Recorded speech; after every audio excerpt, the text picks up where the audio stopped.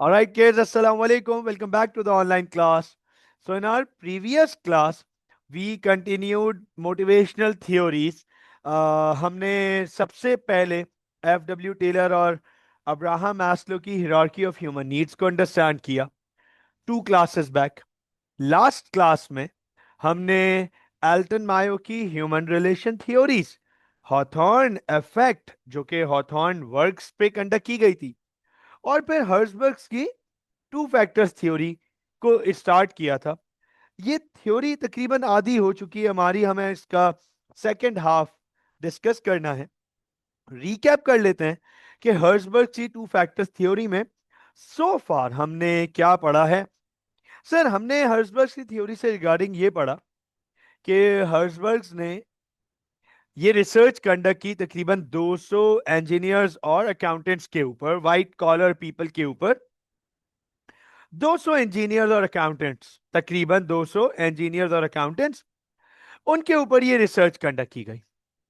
और रिसर्च में के बाद एंड में हर्जबर्ग ने कंक्लूड ये किया कि एक सेट ऑफ फैक्टर्स है जो वर्कर को मोटिवेट कर रहा है, और एक दूसरा सेट ऑफ फैक्टर है जो एक्चुअली वर्कर को मोटिवेट नहीं कर रहा। हर्जबर्ग ने वो फैक्टर्स जो एक्चुअली मोटिवेट कर रहे हैं उन्हें मोटिवेटर्स का नाम दिया, which actually resulted in positive satisfaction. उसमें हमने पढ़ा responsibility, achievement, recognition for achievement, advancement और वर्क इटसेल्फ, अपना काम, जो वर्कर का अपना खुद का काम है। तो ये तमाम चीजें उसको सेटिस्फैक्शन प्रोवाइड कर रही हैं। हमने मोटिवेटर्स के बारे में ये एक रोमन इंग्लिश में थ्योरी लिखी थी कि मोटिवेटर्स वो 5 फैक्टर्स हैं जिनके होने से वर्कर्स को पॉजिटिव सेटिस्फैक्शन मिलेगी और इनके ना होने से डिससेटिस्फैक्शन मिलेगी। तो ये हम लास्ट क्लास में इस पे बात कर चुके हैं कि if a worker is not given responsibility, if a worker is not achieving anything, if a worker has achieved but its achievement but the worker's achievement is not recognized, if a worker is not given promotions or advancement opportunities। हर्षबर्ग ने ये नहीं बोला कि हर worker को आप promote करते रहोगे हर वक्त, ना भाई, बिल्कुल नहीं। लेकिन एडवांसमेंट अपॉर्चुनिटीज अगर अवेलेबल नहीं होंगी उसके पास और उसका काम उसे मजा नहीं दे रहा होगा, सर, वो डीमोटिवेटेड होगा, डीमोटिवेशन। यही 5 चीजें अगर उसके पास अवेलेबल होंगी, मतलब उसको काम में पसंद है, उसे काम में इंटरेस्ट है, उससे उसके ऊपर रिस्पॉन्सिबिलिटीज डाली जा रही हैं, रिस्पॉन्सिबिलिटीज से वो कुछ अचीव कर पा रहा है, अचीवमेंट की रिकग्निशन होती है उसकी ऑर्गेनाइजेशन में, और एडवांसमेंट के डोर ओपन है, तो वर्कर वुड बी मोटिवेटेड, वो उसको मोटिवेशन मिलेगी। बात करते हैं आज रिमेनिंग ऑफ द थ्योरी के ऊपर, hygiene. Hygiene remaining of the theory. Herzberg ने अपनी रिसर्च में जहां मोटिवेटर्स के फैक्टर्स को आइडेंटिफाई किया, वहीं हाइजीन फैक्टर्स को भी आइडेंटिफाई किया। Hygiene, those factors which actually does not resulted in positive satisfaction। जैसे मोटिवेटर्स के बारे में लिखा है, ऐसे ही मैं आपके सामने हाइजीन के बारे में लिखता हूं कि हाइजीन का मतलब, हाइजीन फैक्टर्स का मतलब क्या सर, समरी क्या क्या कहना चाह रहे हैं हर्सबर्ग। हाइजीन, हाइजीन वो फैक्टर्स हैं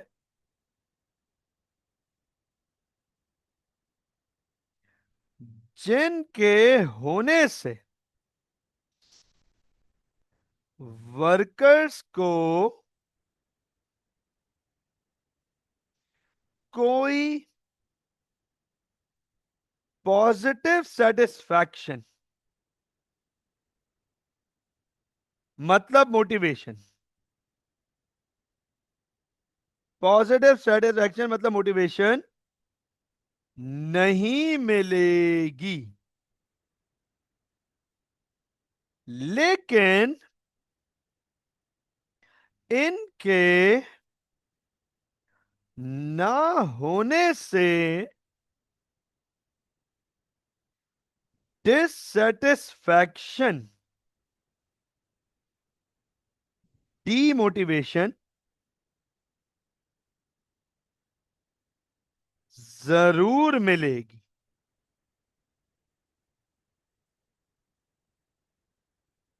अब आप देखें, हर्सबर्ग ने कहा हाइजीन वो फैक्टर्स हैं, हाइजीन वो फैक्टर्स हैं जिनके होने से वर्कर को कोई फर्क नहीं पड़ेगा। होने से वर्कर कहेगा ये एसेंशियल्स हैं, ये बाय डिफॉल्ट हैं, इन पे तो इनके ना होने की तो बात ही नहीं है, ये तो मेरा राइट है, ये तो होना चाहिए। मतलब ऑर्गेनाइजेशन कोई कमाल नहीं कर रही है प्रोवाइड करके ये 5 फैक्टर्स,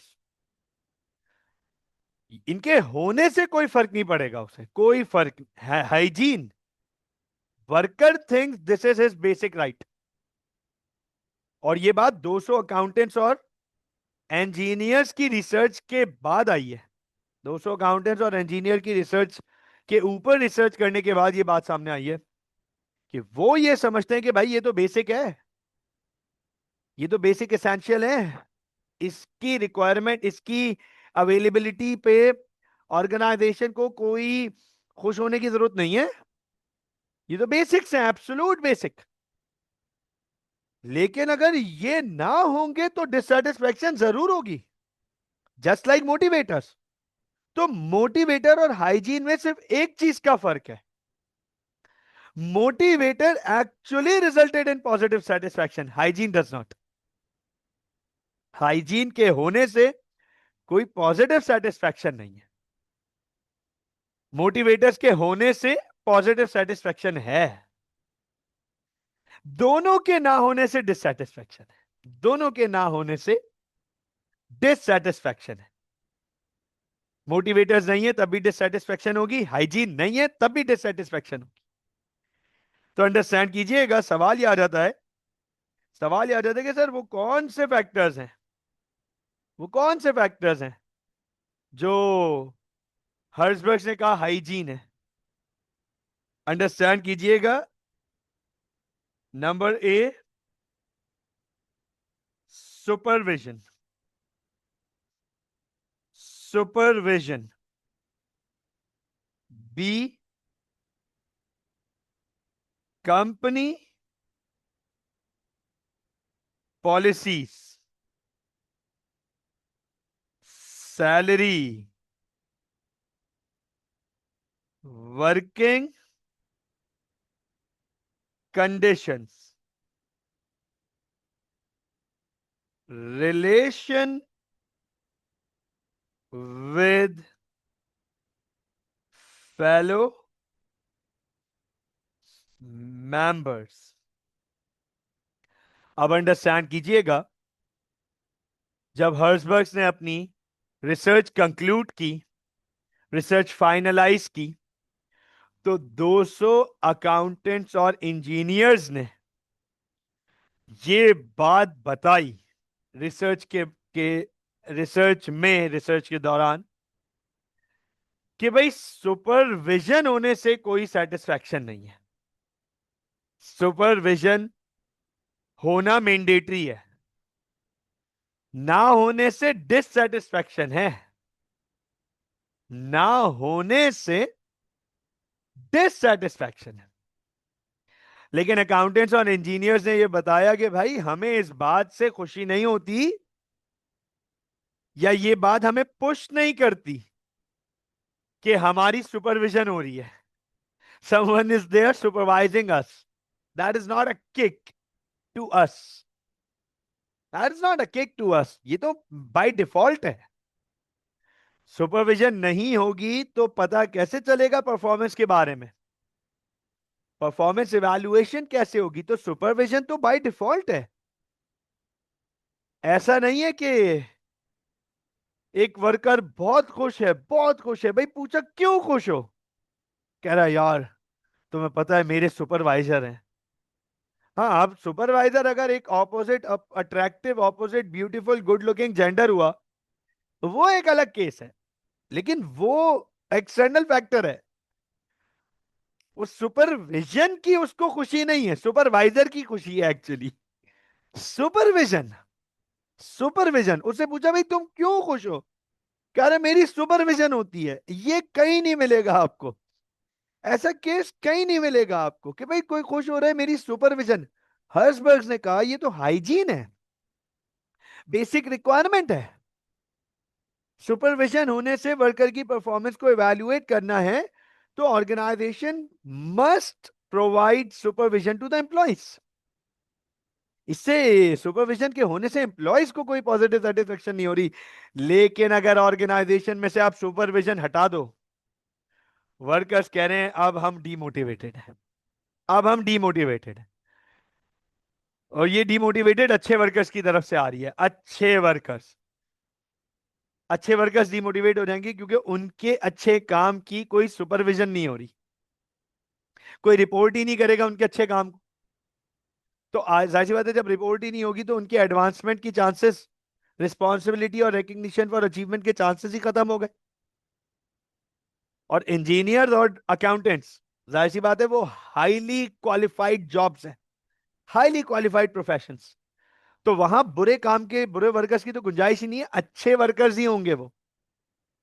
उनकी रिपोर्ट बड़ी पक्की थी, उनकी रिसर्च बड़ी पक्की थी, उन्होंने कहा भाई सुपरविजन होनी चाहिए, मैंडेटरी है, ना होने से डिससेटिस्फैक्शन होगी। यही बात अकाउंटेंट्स और इंजीनियर्स ने कंपनी पॉलिसीज के बारे में बोली। भाई मिसाल के तौर पे let suppose for example, understand कीजिएगा, भाई मैं अपने दोस्तों के साथ बैठा हुआ हूं, तो मेरे एक दोस्त की अभी रिसेंटली जो है वो 2-3 महीने पहले मिसाल के तौर पे जॉब लगी। अब मैं देख रहा हूं वो बड़ा मुस्कुरा रहा है, खुश है, oh he is happy, he is happy. अच्छी बात है, आजकल ये बात तो फैक्ट है, मैं और आप किसी को खुश नहीं देख सकते। ये क्यों खुश है? ये एक बड़ी अजीब सा माहौल है हमारा, लेकिन ये क्यों खुश है? Why why is happy? तो उससे पूछेंगे भाई तू क्यों खुश है, कह रहा है यार वो मैं जहाँ जॉब कर रहा हूँ ना, हाँ पैसे अच्छे, क्या क्या खुशी क्या है, कह रहा है यार वहाँ पॉलिसीज हैं। अच्छा पॉलिसीज हैं, क्या पॉलिसीज हैं? नहीं नहीं, मतलब कंपनी ने पॉलिसीज बनाई हुई हैं। अच्छा, क्या पॉलिसीज बनाई हुई हैं, ऐसी क्या पॉलिसी? नहीं नहीं, तुम समझ नहीं रहे, मैं इसलिए खुश हूं कि पॉलिसीज हैं। यार ऐसा, ऐसा कोई कहते हुए नहीं मिलेगा आपको। कंपनी की पॉलिसीज होना बाय डिफॉल्ट है। वह कंपनी, मतलब कंपनी आपको बोले आपने देखा आप हमारे कितने काबिल वर्कर हो, कितने कितने आप लकी वर्कर हो, आप हमारी ऑर्गेनाइजेशन में काम करते हो, हमारी ऑर्गेनाइजेशन में पॉलिसीज हैं। भाई पॉलिसीज होना बाय डिफॉल्ट है। अब बुराई तो तब होती, ये अच्छाई नहीं है, बुराई भी नहीं है, बुराई तब होती जब पॉलिसी ही नहीं होती। लेकिन पॉलिसी होना कोई अच्छाई नहीं है, ये तो बाय डिफॉल्ट है। Without policies an organisation can not perform, it will be a chaos, a fish market. तो कंपनी पॉलिसीज होने से कोई सेटिस्फैक्शन नहीं, ना होने से, मिसिंग होने से डिससेटिस्फैक्शन जरूर है सर। अच्छा, इस पे बड़ी जबरदस्त डिबेट होती है, सैलरी। कहां शुरू किया था हमने F.W. टेलर की साइंटिफिक मैनेजमेंट से कि money is the only motivator. कहा हर्सबर्ग सैलरी को हाइजीन पे ले आया, हाइजीन। हमजा क्यान, मरियम, क्या आप इस बात से अग्री करते हैं कि सैलरी होने से कोई पॉजिटिव सेटिस्फैक्शन नहीं होगी, लेकिन ना होने से डिससेटिस्फैक्शन होगी? क्या आप लोग इस बात से अग्री करते हैं? क्या आप लोग इस बात से अग्री करते हैं हर्सबर्ग की सैलरी होने से कोई पॉजिटिव सेटिस्फैक्शन नहीं होगी, सैलरी होने से कोई पॉजिटिव सेटिस्फेक्शन नहीं होगी। मतलब आपको ऑर्गेनाइजेशन सैलरी दे रही है, आपको कोई पॉजिटिव सेटिस्फेक्शन नहीं है। लेकिन ना होने से चलो ना होने से डिससेटिस्फेक्शन तो है, ना होने से डिससेटिस्फेक्शन तो है, लेकिन होने से कोई पॉजिटिव सेटिस्फेक्शन नहीं है। इस बात पे बहुत डिबेट होती है इस स्टूडेंट्स के साथ। वेरी ऑफन डिबेट होती है कि सर ये क्या बात है। नहीं नहीं सर, सैलरी से सेटिस्फेक्शन तो होती है, सैलरी से सेटिस्फेक्शन तो होती है। नहीं, मिनिमम वेज वाली बात हटा दो ना, जाहिर सी बात है अकाउंटेंट्स और इंजीनियर्स हैं, मिनिमम वेज पे थोड़ी होंगे। अकाउंटेंट्स और इंजीनियर्स हैं जिन पे रिसर्च कंडक्ट की गई है, वो ये बात कह रहे हैं कि सैलरी हाइजीन है। अंडरस्टैंड कीजिएगा, इस बात को सुनिएगा। अक्सर यहां पे एक डिबेट मिलती है मुझे स्टूडेंट्स की तरफ से कि सर नहीं नहीं सर, ये गलत है, सैलरी ज्यादा होगी तो मोटिवेशन ज्यादा होगी। अंडरस्टैंड कीजिएगा इस बात को। एक सवाल है, एक मेरा आपसे सवाल है, बिल्कुल बिल्कुल फेयर क्वेश्चन पूछने जा रहा हूं, फेयर, और उसका जवाब दीजिएगा। Mariam, I want the answer बेटे, ठीक है ना, I want the answer of this question. दो दोस्त हैं, एक ही स्कूल से पढ़े, एक ही कॉलेज से ए लेवल्स किया, एक ही यूनिवर्सिटी से ग्रेजुएट किया, ठीक है ना, एक ही कंपनी में जॉब अक्वायर की, एक ही कंपनी में जॉब अक्वायर की। ले एक को जॉब मिली एग्जीक्यूटिव लेवल पे, और एक को जॉब मिली मैनेजमेंट लेवल पे। Executive, management. जो एग्जीक्यूटिव है उसकी सैलरी है 10 लाख रुपए महीना, 10 लाख। और जो मैनेजमेंट में उसकी सैलरी है 6 lakh rupees per month, 6 lakh रुपए। मेरा आपसे सिंपल सा सवाल है, क्या 10 लाख रुपए सैलरी वाले की मोटिवेशन ज्यादा होगी? क्या 6 लाख रुपए सैलरी वाले की मोटिवेशन कम होगी? This is my very simple question. Yes please, क्या कहते हैं आप लोग? क्या 10 लाख सैलरी वाले की मोटिवेशन ज्यादा होगी? क्या 6 लाख सैलरी वाले की मोटिवेशन कम होगी? मरियम कह रही है no sir, I don't think so. Shayan also saying no sir, I don't think so. Kyan कह रहे हैं yes sir. What about Hamza? Hamza, what do you think? क्या लगता है आपको 10 लाख सैलरी वाले की? वो कह रहे हैं सर 6 लाख मिल तो रहे हैं। अरे अल्लाह माफ करे, उनका तीसरा दोस्त भी है, उनका तीसरा दोस्त भी है, वो भी सेम स्कूल, सेम कॉलेज और सेम यूनिवर्सिटी से पढ़ा। उसको लोअर लोअर मैनेजमेंट में जॉब मिली, क्लैरिकल लेवल पे जॉब मिली है। उसकी सैलरी 60,000 है, 60,000, 60,000।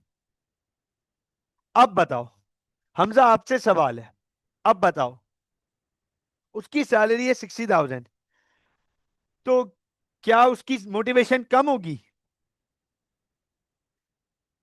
अब अंडरस्टैंड कीजिएगा, फोकस कीजिएगा। मरियम, क्या 60,000 वाले की सैलरी कम होगी? शायान, आपने बोला no I don't think so, क्या 60,000 वाले की सैलरी मोटिवेशन कम होगी? शायान कह रहे यस सर, मरियम कह रही है नो। मरियम नो, क्यों?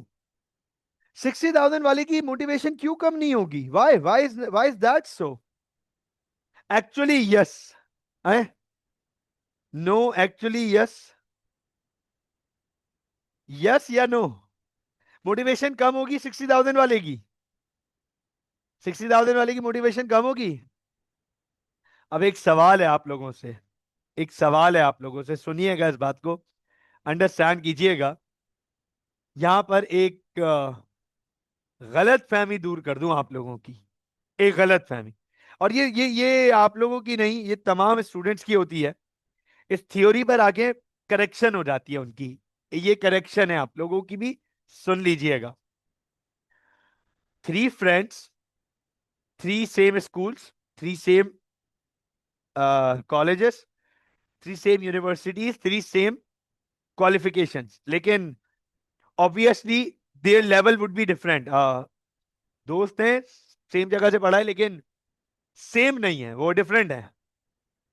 एक को एक को टॉप मैनेजमेंट में जॉब मिली है, एग्जीक्यूटिव में, वो 10 लाख रुपए सैलरी है उसकी। एक को मिडिल मैनेजमेंट में जॉब मिली है, 6 लाख रुपए सैलरी है। और एक को क्लरिकल लेवल की जॉब मिली है, 60,000 उसकी सैलरी है। मेरा आपसे सवाल है, क्या तीनों के रोल्स एंड रिस्पॉन्सिबिलिटीज सेम है? क्या तीनों की रोल्स एंड रिस्पॉन्सिबिलिटीज सेम है? शायन कह रहे obviously not sir, obviously not बोला है। क्या लगता है आपको, सबसे ज्यादा मुश्किल या सबसे ज्यादा रिस्पॉन्सिबिलिटी वाली जॉब किसकी होगी? सबसे ज्यादा रिस्पॉन्सिबिलिटी, सबसे ज्यादा इंपॉर्टेंट जॉब किसकी होगी? सबसे ज्यादा रिस्पॉन्सिबिलिटी वाली job, what do you think? Kayan, Kayan बेटे, सबसे ज्यादा काम एग्जीक्यूटिव्स के ऊपर होगा। हाँ, देखा, हमजा, शायान और मरियम, दे दे अग्री विद दैट।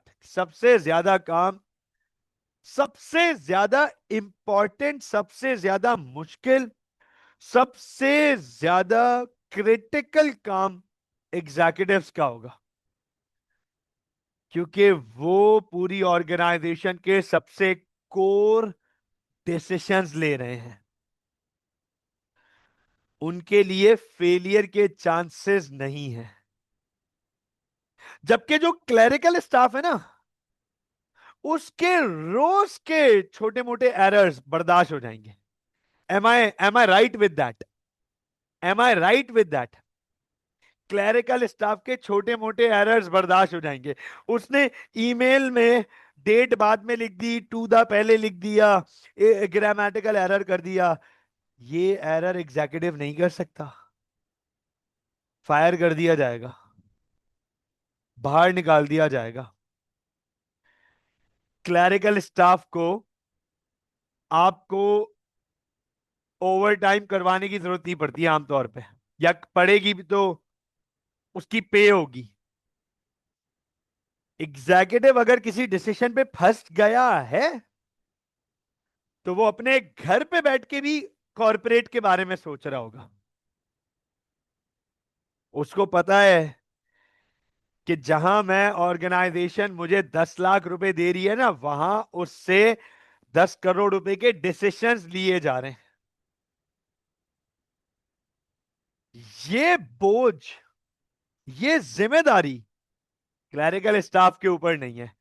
वो रोज आता है, टैप इन करता है, लैपटॉप खोलता है, दो चार काम करता है, अपने रिस्पॉन्सिबिलिटीज पूरी करता है, जेडी पूरा करता है, टिक टिक टिक, डन, साइन आउट करता है, चले आता है।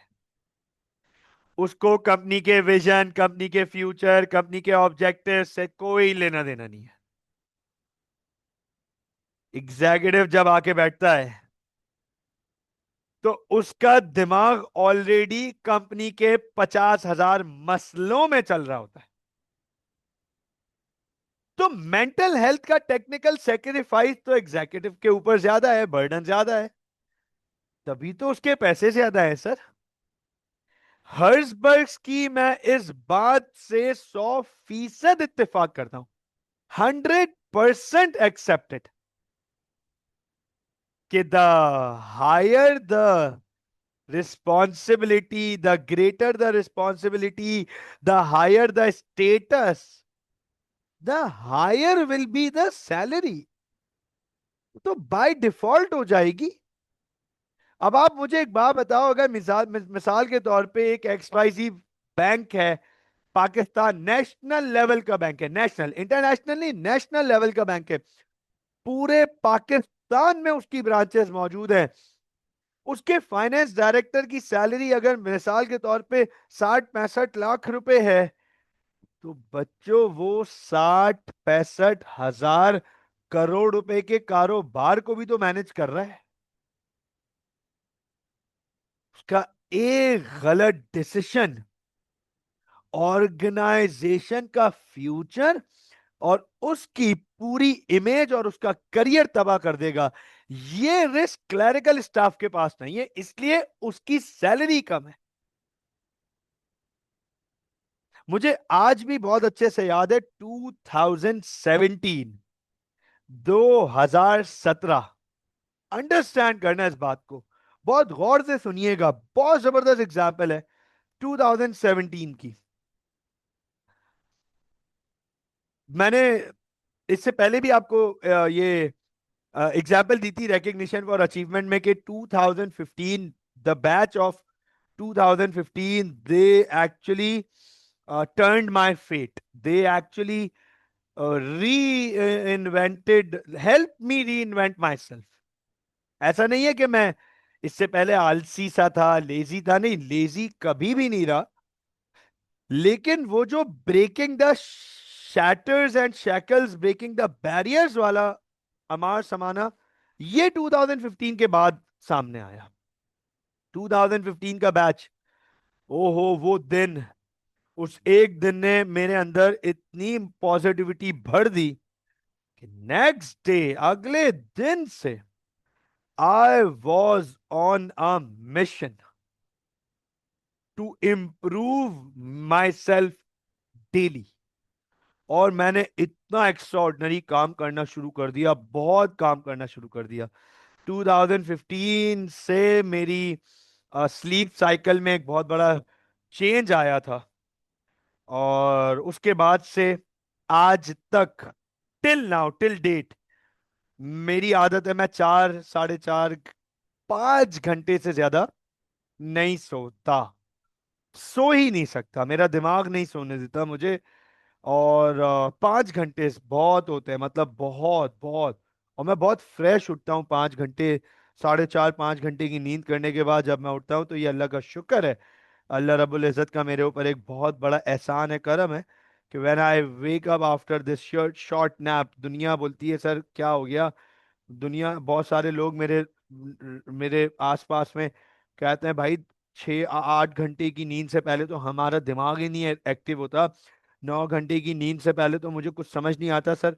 मेरा 4.5 घंटा दुनिया के 9 घंटे की नींद से बहुत बेहतर है। मुझे बहुत अच्छी नींद आती है, बहुत पक्की नींद आती है। मुश्किल से आती है, लेकिन जब आती है तो जबरदस्त आती है। वो 4-4.5 hour, they are valid for, बहुत लेजेंड है। तो उसके बाद से मेरा स्लीप साइकिल चेंज हुआ और मैंने काम करना शुरू किया। अब मैं इनसेन काम करने लग गया। और मैं, मेरा 1 साल पहले तक भी, 1 साल पहले तक भी, not this year, not this year, 1 साल पहले तक भी मेरा वर्किंग डे, वर्किंग डे की बात कर रहा हूं, 19 घंटे, 18 घंटे, 18.5 घंटे, 19 घंटे, 20 घंटे, और कभी मीटिंग्स है तो 21-21 घंटे तक जाता था। 21-20-21 आवर्स तक मेरा वर्किंग डे जाता था। एक टाइम ऐसा था कि मैं आखिरी क्लास खत्म करता था तो रात में 2:30 बज रहे होते थे, जबकि सुबह 7:30 बजे पहली क्लास स्टार्ट होती थी मेरी। और जब मैं लास्ट क्लास खत्म करता था बेस पे, ये 2 साल पहले की बात है, तो रात में 2:30 बज रहे होते थे। कभी 2 बज रहे हैं, कभी 2:30 बज रहा है, कभी 1:30 बज रहा है, कभी 12 बजे खत्म कर रहे हैं तो मीटिंग पे बैठा हुआ है, कभी 12 बजे इसीलिए खत्म कर रहे हैं कि मीटिंग है उस दिन। तो कुछ ना कुछ डिस्कशन में पूरा दिन जाता ही था, 20, 21, 22 घंटे। तो पता है 2017 में मुझे बहुत अच्छे से याद है कि मैं बहुत टाइम बाद अपने फ्रेंड सर्कल में बैठा हुआ था एक दिन, और ऐसी बैठ के बातचीत हो रही थी हमारी सारी चीजें। तो one of my friend, he said, ऐसी ना मजाक मजाक में, कि अवेश, ओ भाई मेमन, सही नोट पीट रहा है भाई तू। हाँ, सही नोट पीट रहा है यार, इधर देख 35 हजार की नौकरी है यार। अच्छा, ही लिटरली मेंट दैट, कि इधर देख 35 हजार की नौकरी है। तो मैंने कहा भाई डबल नौकरी कर। किसने मना किया है? नोट पीटना है ना, डबल नौकरी कर ले। मैं कहा मेरे को किसी ने बंदूक नहीं रखी, मैं अपनी मर्जी का मालिक हूं, मैं अपना खुद का काम करता हूं। लेकिन अपने काम पे भी मैं 20 घंटे, 19 घंटे, 21 घंटे लगा रहा हूँ, 18 घंटे लगा रहा हूँ मैं। उस जमाने में अपना सेंटर था एएस एकेडमी या 2017, और होम ट्यूशंस के लिए बाहर जाता था पढ़ाने के लिए। लिमिटेड होम ट्यूशन थी लेकिन जाता था पढ़ाने के लिए। तो होम ट्यूशन जिन 3 दिन होम ट्यूशन के लिए बाहर पढ़ाने निकलता था, तो इस तरीके से मेरा स्केजुअल होता था कि मैं सुबह 7:30 बजे मलिर कैंट पे एंटर होता था। I use to enter 7:30 Malir Cantt. पूरा तकरीबन 4, 4:30, 5 घंटे में मलिर कैंट पढ़ाता था। 12:30, 1 बजे मैं मलिर कैंट से निकलता था। मलिर कैंट से all the way Jinnah Avenue पकड़ के शारे फैसल, शारे फैसल से डीएचए डिफेंस जाता था। डिफेंस में 2 ट्यूशंस थी, उस साल वो पढ़ाता था। डिफेंस से आता था पीसीएचएस, पीसीएचएस से जाता था नॉर्थ नाजमाबाद, नॉर्थ नाजमाबाद से वापस आता था गुलशन। और फिर 2 अलग दिन निकलता था सिर्फ जौहर और गुलशन की 2 ट्यूशंस पढ़ाने के लिए, और उसके अलावा सेंटर अलग पढ़ाता था। और मास्टर्स अपना कंप्लीट कर रहा था उसके साथ, वो 1 साल, वो 6 महीने मास्टर्स प्रोग्राम के भी मेरे रहते थे। ये सब चीजें, और मैं अपनी अदर एक्टिविटीज नहीं छोड़ता था, क्रिकेट है, स्पोर्ट्स, बाकी जो भी है वो भी नहीं छोड़ा सर, कुछ भी नहीं छोड़ा। बकरा ईद है, रमजान है, सब चीजें साइमल्टेनियस चलती थी। एक चीज को मैं छोड़ देता था, नींद सेक्रीफाइस कर जाता था अपनी नींद को। सोना नहीं है, खैर हो गई, कोई मसला नहीं है। तो sir I minted money, if I was working extra. तो जो 10 लाख वाला बैठा हुआ है ना, वो काम भी ज्यादा कर रहा है सर। ये बात हर्सबर्ग ने बहुत तरीके से बता दी कि अगर आपके बराबर वाले को ज्यादा पैसे दिए जा रहे हैं तो भाई वो काबिल है, इस लायक है। You are paid salary what you deserve. No one gonna pay you more than what you deserve. कोई रिश्तेदार, रिश्तेदार तो छोड़ो, कोई सगा घर वाला थोड़ी है। Salary, you will be paid what you are worth of. अगर आपको कभी किसी दिन लाइफ में लगे कि भाई मेरी सैलरी कम है या मुझे सैलरी कम दी जा रही है, तो एक दफा एनालिसिस कर लीजिएगा अपना, do you really think you are worth of. If you are really worth of तो लीव दैट पोजीशन और कहीं और जाओ, ढूंढो अच्छी salary. If you are really worth of, नहीं तो फिर वर्थ बढ़ाओ अपनी, तो सैलरी बढ़ेगी। ये हर्सबर्ग्स ने उन अकाउंटेंट्स और इंजीनियर्स की रिसर्च के बाद कंक्लूड कर लिया। सो आई आई आई एम डैम श्योर कि ये बात बिल्कुल क्रिस्टल क्लियर हो गई होगी, समझ आ गई होगी आप लोगों को। सर सैलरी के बाद हर्सबर्ग्स ने कहा वर्किंग कंडीशंस लाजमी, better working conditions, human like working conditions, supporting working conditions, ये बेसिक नेसेसिटी है। हाइजीन है, मतलब ऑर्गेनाइजेशन कभी ये नहीं बोल सकती कि मैंने आप लोगों को एसी लगा के दिया है ऑर्गेनाइजेशन में, या एयर कंडीशन अवेलेबल है, या हीटर्स अवेलेबल हैं, बेटर लाइट्स अवेलेबल हैं। ये सब बाय डिफॉल्ट है। Organisation can not ask us to be motivated because of this. हाँ, लेकिन अगर ये हटा दो तो डीमोटिवेशन जरूर होगी। मैं अगर किसी, मैं आपको बता रहा हूं ना, मैं एक स्कूल जाता था पढ़ाने के लिए, वहां पे वो नहीं थे, एसीज नहीं थे, एयर कंडीशनर्स नहीं थे, तो वो उनकी खिड़कियां और दरवाजे खुले रहते थे। अब अगर समर्स हो तब भी प्रॉब्लम है, विंटर्स हो तब भी प्रॉब्लम है। It use to be bit demotivating, a bit demotivating, क्योंकि मुझे मेरे काम से इतना प्यार था कि फिर मैं कहता था लेट इट बी, नहीं यार खैर हो गई, कोई मसला नहीं है, मैं तो पढ़ाऊंगा और मजे से पढ़ाऊंगा, इंजॉय करूंगा। लेकिन फील होता था, फील होता था गर्मियों में ह्यूमिडिटी, और फिर वो स्वेट और सारी चीजें, एक अजीब माहौल हो जाता था क्लास का, सिर्फ मेरा नहीं, मेरे अलावा स्टूडेंट्स का भी। और अगर सर्दियां, तो सर्दियों में वो सर पढ़ा नहीं जा रहा, और जितना भी कवर कर लो हाथ तो खुले में, क्या ग्लव्स ग्लव्स पहन कर रहे हो, वो वाली कंडीशन। यस इट एग्जिस्ट, वहां पे एक फील आती थी, क्या है यार, क्या स्कूल में ये बेसिक फैसिलिटी अवेलेबल नहीं। आप अंडरस्टैंड करो, स्कूल में से लाइट्स हटा दें क्लासरूम में से और बोले नेचुरल लाइट में पढ़ो, अंडरस्टैंड कीजिएगा इस बात को, ये बड़ा ऑकवर्ड सा, उखा सा हो जाएगा। वर्किंग कंडीशंस बेसिक रिक्वायरमेंट है, बेसिक रिक्वायरमेंट है, हाइजीन है, होने से कोई सेटिस्फेक्शन नहीं होगी, ना होने से डिससेटिस्फेक्शन जरूर होगी। And same goes with relation with fellow members. Fellow members के साथ, कोलीग्स के साथ, सेम स्टेटस के लोगों के साथ एक अच्छा रिलेशन हो, ये बाय डिफॉल्ट है। मैं किसी ऑर्गेनाइजेशन में अगर काम करने जा रहा हूं, या मैं किसी ऑर्गेनाइजेशन में अगर काम करने जाता हूं, तो मैं इस माइंडसेट में पहले से मौजूद हूं कि यार मेरे फेलोज अच्छे लोग होंगे, मेरा उनके साथ एक अच्छा रिलेशन बनेगा। ये बाय डिफॉल्ट है। इसके होने से कोई सेटिस्फेक्शन नहीं होनी, ना होने से डिससेटिस्फेक्शन जरूर हो रही है। ना होने से डिससेटिस्फेक्शन जरूर होनी है। तो आप अंडरस्टैंड कीजिएगा, फोकस कीजिएगा। हर्ट्जबर्ग की थ्योरी में टोटल 10 फैक्टर्स थे। 5 हाइजीन और 5 मोटिवेटर्स। मुझे बताएं, is this clear? Yes please. कोई सवाल? कोई सवाल?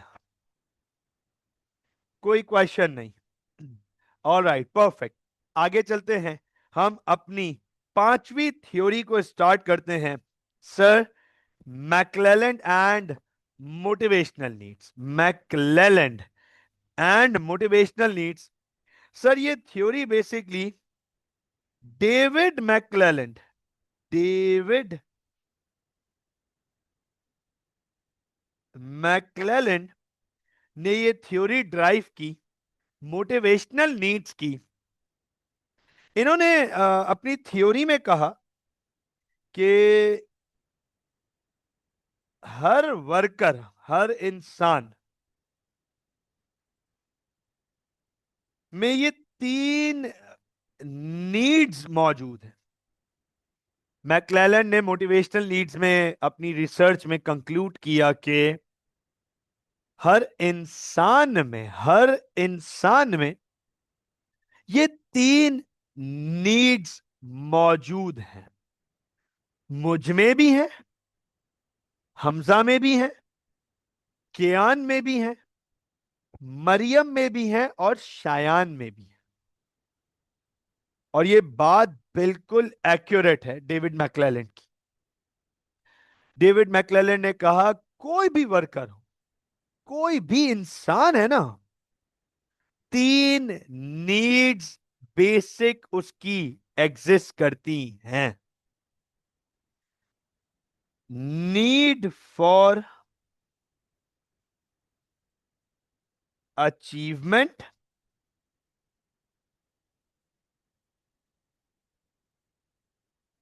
Need for power, POWER, need for power. Power नहीं बोलते इसको, पावर, पार बोलते हैं, power. Need for power and need for affiliation, need for affiliation. तो डेविड मैक्लेलैंड ने कहा कि दुनिया में हर शख्स, हर इंसान, हर वर्कर, क्योंकि ह्यूमन बीइंग है, हर वर्कर की ये 3 नीड्स एग्जिस्ट करती हैं। Need for achievement, need for power and need for affiliation. Understand कीजिएगा, फोकस कीजिएगा। Need for need for achievement को ही टर्म्ड एज नैक। नैक, ये नाच नहीं है। This is nAch, need for achievement, NACH, nAch. NAch मतलब need for achievement, need for power, he termed it NPA, right? NPA. And need for affiliation, he termed this NAF. NAF. तो NAAC, एनपो, नैफ, ये David McClelland ने identify किया कि दुनिया के हर इंसान के अंदर मौजूद होगा। अब थ्योरी क्या है, पहले जरा उस पे बात करते हैं, फिर नैक, एनपो और नैफ को अंडरस्टैंड करते हैं। डेविड मैक्लेलन ने कहा कि ये एक वर्कर है। यार मान लो ना ये एक इंसान है। मान लो ये एक इंसान है, कैसा लग रहा है? हाँ, कैसा लग रहा है? मान लो ये एक इंसान है। मैंने पहले ही बोला था, पहले ही बोला है, मेरे कभी भी आर्ट्स एंड क्राफ्ट्स का मजाक नहीं उड़ाना, कभी भी नहीं। I am very serious about my arts and crafts. मैं बहुत ज्यादा पजेसिव हूं अपने आर्ट्स एंड क्राफ्ट्स को लेके। तो भाई मान लेते ये एक इंसान है, ठीक है ना? जुनेद अकरम बनाया है हमने, जुनेद अकरम, ठीक है ना? हमने जुनेद अकरम बनाया है। तो अब मैक्लेलन ने कहा कि इस इंसान, इस शख्स, ये जो इंसान है, इसके अंदर एक नीड होगी अचीवमेंट की, अचीवमेंट की, कि मैं कुछ अचीव करूं लाइफ में। Easy is boring for this person, easy is boring. एक अगर जो आसान है वो मेरे लिए नहीं है, because I am here to achieve something. जो सिंपल है वो किसी और को दे दो, जो इजी है वो किसी और को दे दो। Easy does not excites me, easy does not bring a fire in me. I am here to achieve something. Knack, मुझे कुछ अचीव करना है।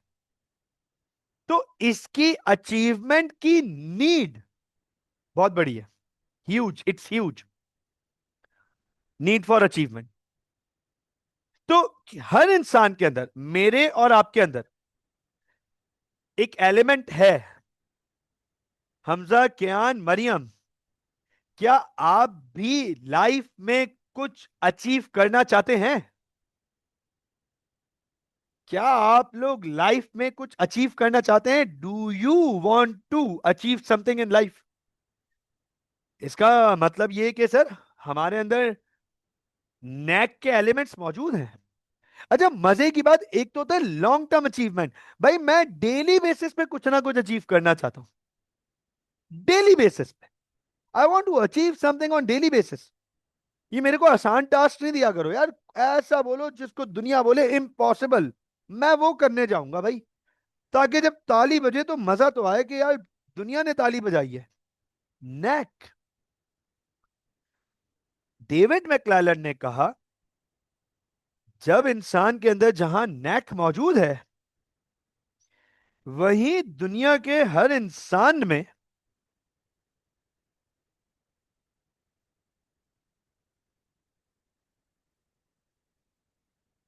एन पॉ भी मौजूद होगा,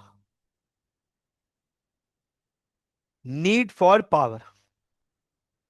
वहीं दुनिया के हर इंसान में एन पॉ भी मौजूद होगा, नीड फॉर पावर। के आई वॉन्ट पावर, अथॉरिटी, इसको, पावर को जो है वो, पावर को हम अथॉरिटी भी लिखते हैं। ये देखो भाई, नीड फॉर अथॉरिटी। मैं और आप, मैं और आप वर्किंग प्लेस पे अथॉरिटी मांगते हैं, चाहते हैं। मिले ना मिले वो अलग चीज है, लेकिन मेरे और आपके अंदर एक नीड, पावर की नीड मौजूद है। We all need that commanding position, we all need that position जहां से हम ऑर्डर्स दे सकें, जहां से हम कमांड दे सकें, कंट्रोल कर सकें, दूसरे वर्कर्स को। Is that right? Is that right?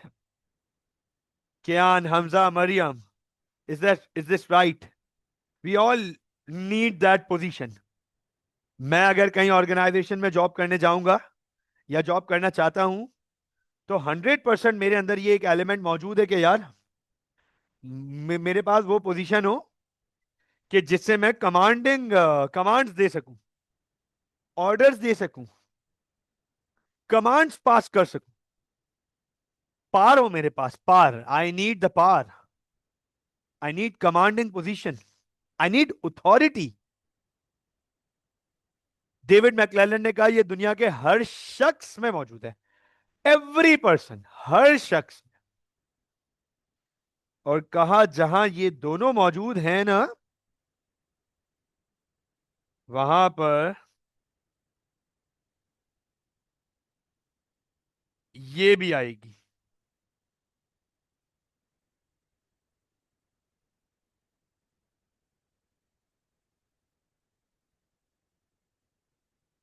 Enough,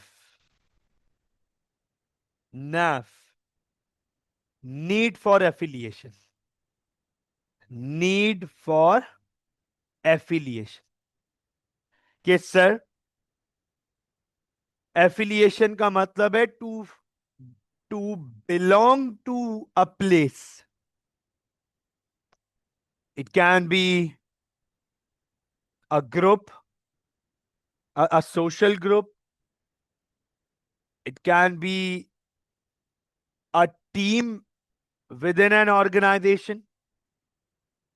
It can be an organization. Need for affiliation.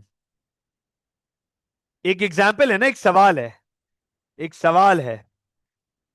Maryam, कियान, हमजा, एक सवाल है आप लोगों से। आईबीए और लम्स के स्टूडेंट्स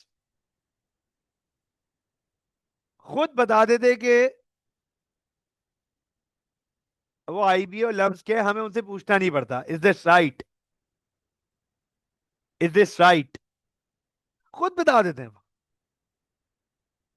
क्योंकि हम सब में एक नीड फॉर एफिलिएशन मौजूद है।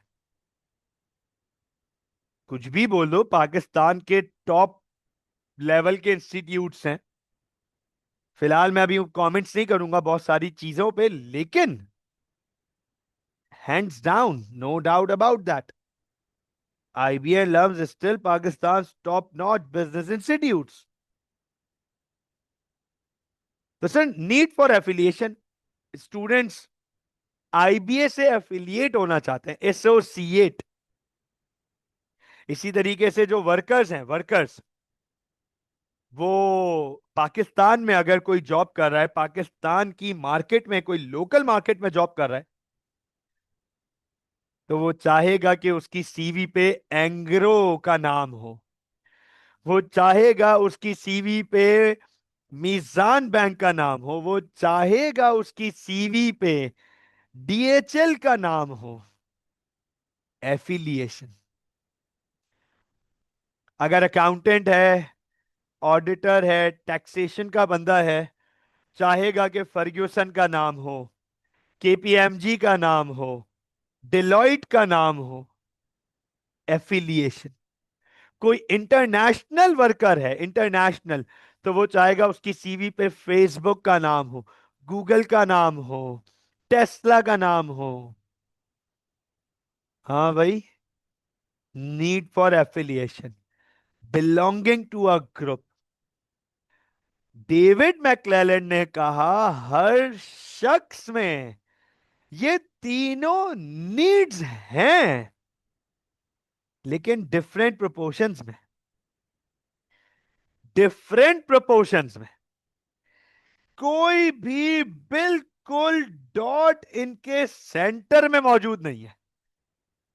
कोई भी बिल्कुल डॉट इनके सेंटर में मौजूद नहीं है। कोई होगा जो यहां मौजूद होगा, यहां के नेक और थोड़ा सा नेफ, तो वो जाएगा मोर टुवर्ड्स नेक की तरफ।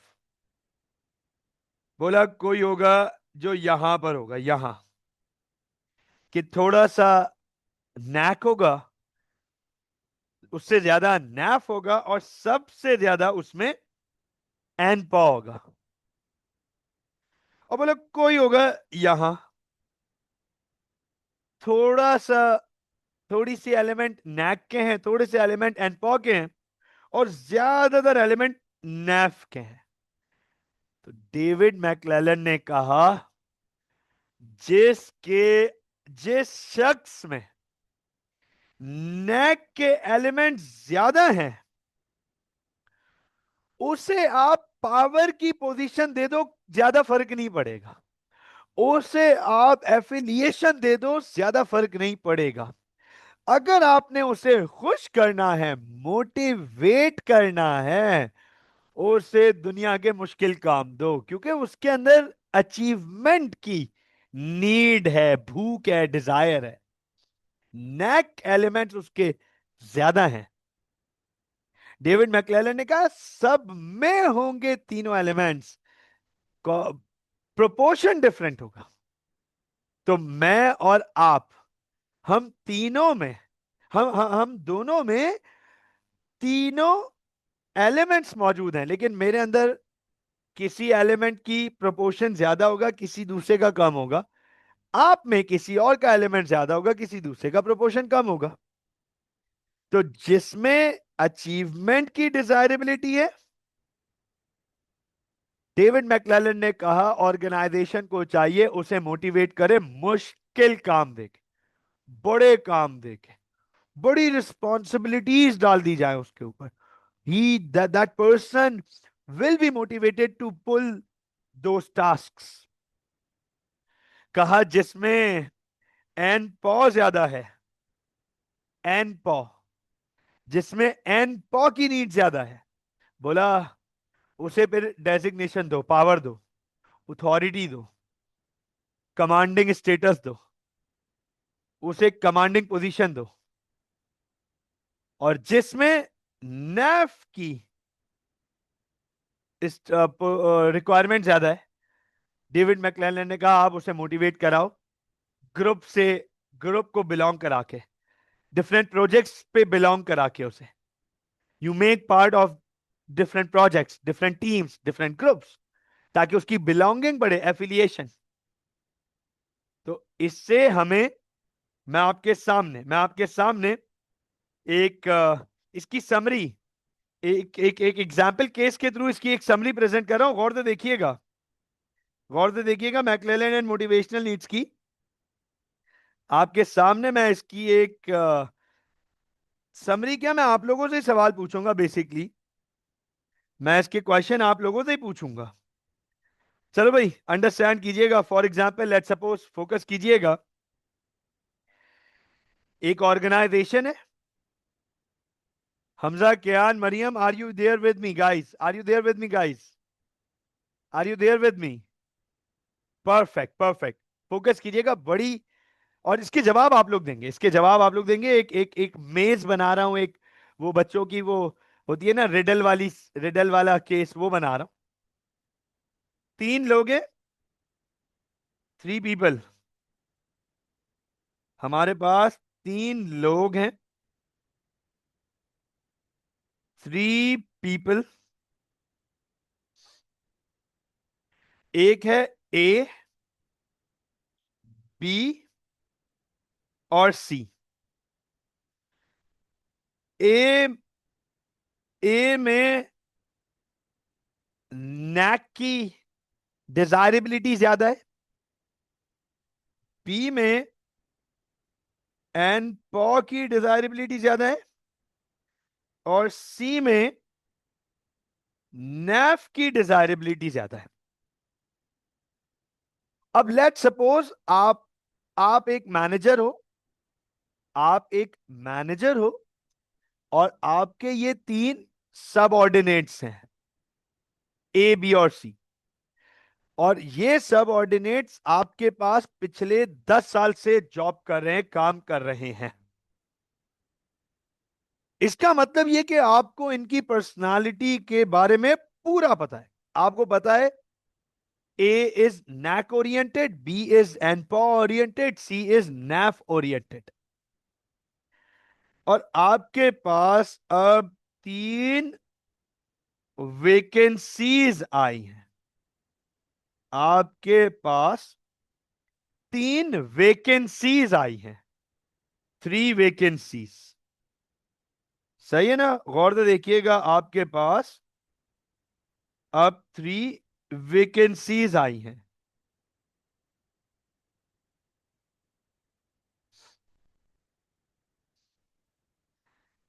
पहली वेकेंसी जो है वो है,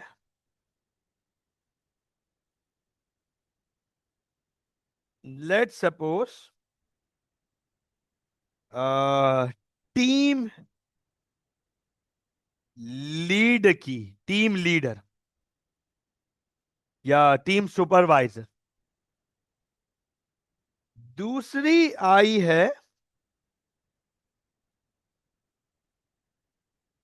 साइलेंट अंडरग्राउंड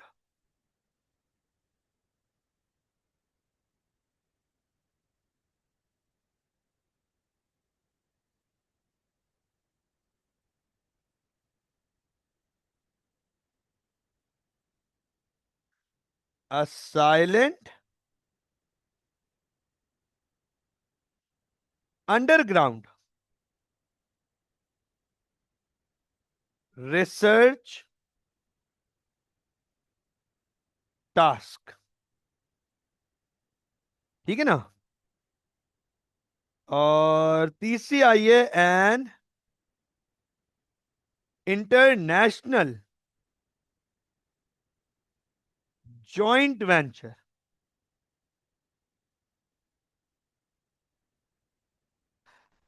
चलो जरा ये बताओ, आपको ऑर्गेनाइजेशन ने ये टास्क दिया है कि अपने तीनों सबऑर्डिनेट्स को इन 3 वेकेंसीज पे भेजना है।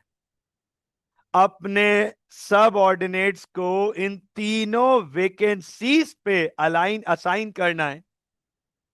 बताओ जरा, ए को कहां असाइन करोगे, बी को कहां असाइन करोगे, और सी को कहां असाइन करोगे? Yes please. तो सर,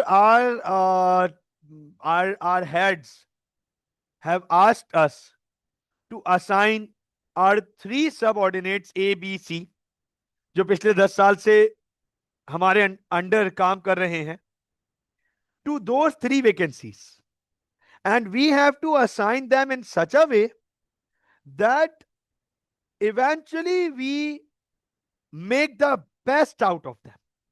तो जाहिर सी बात है, बेस्ट तभी होगा, उन वर्कर्स का बेस्ट तभी हमें मिलेगा जब हम उन्हें वो जॉब प्रोवाइड कर दें जो उनकी रिक्वायरमेंट है। तो खयान कह रहा है कि सर, ए को असाइन करें silent underground research task, B को असाइन करें टीम लीड, सी को असाइन करें नैफ, ये इंटरनेशनल जॉइंट वेंचर। हमजा कह रहा है टीम लीडर आप बनाएं बी को, जॉइंट वेंचर आप करवाएं एक ए से, और सी से आप करवाएं रिसर्च। ओ हो, ओए होए होए होए। Hamza, Hamza, need for affiliation, need for affiliation. और ये है साइलेंट अंडरग्राउंड रिसर्च टास्क। आपने इसको भेज दिया एफिलिएशन वाले को साइलेंट अंडरग्राउंड रिसर्च टास्क पे। ये पहले दूसरे दिन वहां जाके सेल्फी लगाएगा, यो हेयर, यो हेयर। साइलेंट अंडरग्राउंड टास्क जो है ना, वो पूरी दुनिया के सामने आ जाएगा। साइलेंट अंडरग्राउंड रिसर्च टास्क पूरी दुनिया के सामने आ जाएगा। नहीं भाई, क्योंकि इसकी तो एफिलिएशन की नीड है ना, इसको तो चाहिए पूरी दुनिया को ही अपनी स्टोरी के थ्रू बताएगा कि मैं यहां आया हूं, मैं यहां से एफिलिएट हुआ हूं। ये Kayan, Kayan has spot on, Kayan was spot on. ए से आप करवाओ ये साइलेंट अंडरग्राउंड रिसर्च टास्क है। साइलेंट, बिल्कुल silent. Need for achievement. Silent है ना, उसको पता है 2 4 5 8 10 साल साइलेंट रिसर्च है ये। लेकिन जब ये रिसर्च बोलेगी achievement, achievement, nPow, team leader, nPow, team leader के sir, power, position of power, nAff, एक इंटरनेशनल जॉइंट वेंचर, नेफ, ये एफिलिएटेड होगा जॉइंट वेंचर के साथ, इंटरनेशनल जॉइंट वेंचर। इसकी मोटिवेशन खुद ब खुद ऊपर चली आएगी, स्काई हाई। ये अपनी स्टोरी पे लगाएगा, मैं फलां कंपनी के साथ काम कर रहा हूं। एन पॉ, वो टीम लीडर बन गया, वो अथॉरिटी में है, वो पावर कमांड देगा। नैक, अचीवमेंट पे काम कर रहा है। सर इनकी मोटिवेशन एब्सोल्यूट स्काई हाई होंगी। तो मैक्लेलन ने पूरी थ्योरी, ये समरी है, ये समरी है। ही stated that these three needs are found in all managers and workers. He believes it is the mix of these motivational needs that characterizes and defines a person's behavior. उसने बोला दुनिया के हर इंसान में ये तीन नीड्स मौजूद हैं, बस इसका मिक्सचर डिफाइन करेगा कि उनमें नैक ज्यादा है, नैफ ज्यादा है या एनपॉ ज्यादा है। लेकिन हैं तीनों नीड्स एग्जिस्ट करती हैं वर्कर्स में। मुझे ये बताएं, is this clear? Yes please, yes please, is this clear?